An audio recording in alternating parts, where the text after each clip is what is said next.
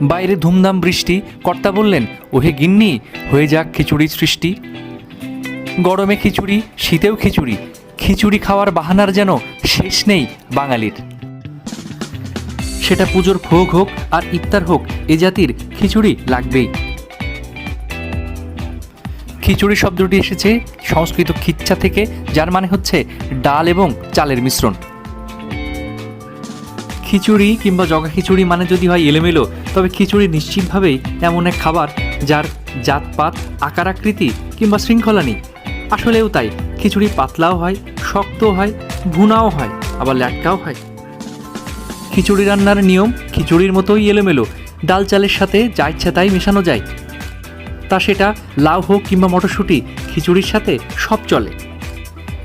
তবে সাথে যদি মাছ কিংবা মাংস হয়, তবে মুখ ফেরানো একেবারেই দায়। বাঙালির খিচুড়ির পাতে এক টুকরো ইলিশ কিংবা বেগুন ভাজা পেলে একেবারে সব কিছু যে সাবার হবে, এ কথা ঘরের গিন্নির চেয়ে আর কে বেশি জানে।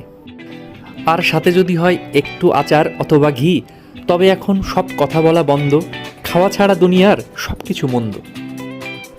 সে যাই হোক, এ খাবারের একদিকে বাবার ঠিক নেই, অন্যদিকে মা যে একজন তাও নিশ্চিত করেনি কেউ। তবে এটা ঠিক, বাঙালির প্রিয় এ খাবারের ইতিহাস খুবই প্রাচীন, যেখানে দেখা যায় প্রাচীন বাংলার আসা বিভিন্ন পরিব্রাজক বলছেন খ্রিস্টীয় 2য় বা 3য় শতকে এখানকার মানুষ খিচুড়ি খেয়েছেন নিয়ম করে। পরে মুঘল আমলে আরও জনপ্রিয়তা পায় খিচুড়ি। বলা হয় মুঘল সম্রাট আওরঙ্গজেব যে খিচুড়ি পছন্দ করতেন, যাতে কিশমিশ মেশানো হতো। এরপরের ইতিহাস আরও উজ্জ্বল। আমাদের খিচুড়ি ব্রিটিশ ডাইনিং টেবিলেও পৌঁছে যায়, যার নাম হয় ইংলিশ ব্রেকফাস্ট কেদেগারি। প্রিন্স মঞ্জুর, ঢাকা।